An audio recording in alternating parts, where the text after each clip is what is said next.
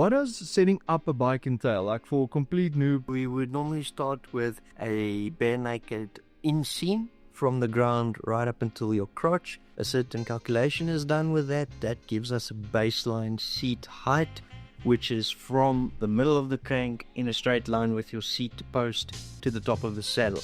We want a relaxed 30-degree bend in the leg, and so we know you're not overextending, nor are you bouncing through your hip, and you are using a nice equal distribution of front and back muscles, as well as top and bottom. Second thing we check is the plumb line drop.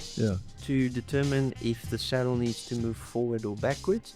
If it is from behind the kneecap straight through the pedal spindle and the ball of the foot, or depending upon you maybe having a slightly longer femur touching at least the front end of the crank arm, then we know the fore aft is correct.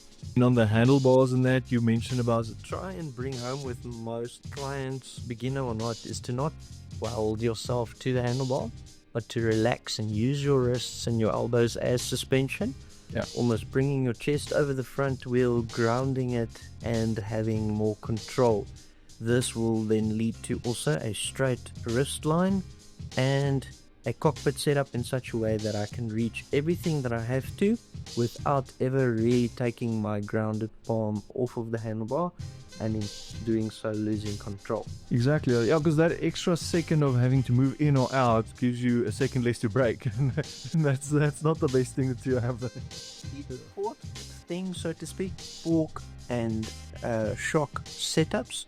Here we work off of rider weight with a certain calculation to determine what the pressure needs to be on the front as well as the rear, using a simple sag test referred to as fat finger front, small finger rear, determining that the rider does not use more than 15 to 25% of travel for his own weight signature on the bike, and then explaining the rebound adjust, determining how quickly the bike returns to its full suspension, this found on both front and rear systems, as well as the lock system. This bike having a twin lock, enabling you to, with a simple flick of the wrist, lock front and rear simultaneously for when you really want to give it stick or try and drop your mate.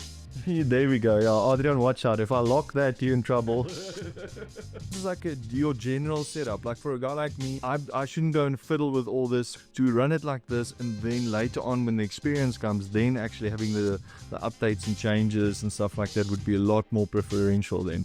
Golden rule of fit is you're not allowed to complain before 3 substantial rides. Perfect. There is a big difference though between pain and discomfort if the former immediately revisit.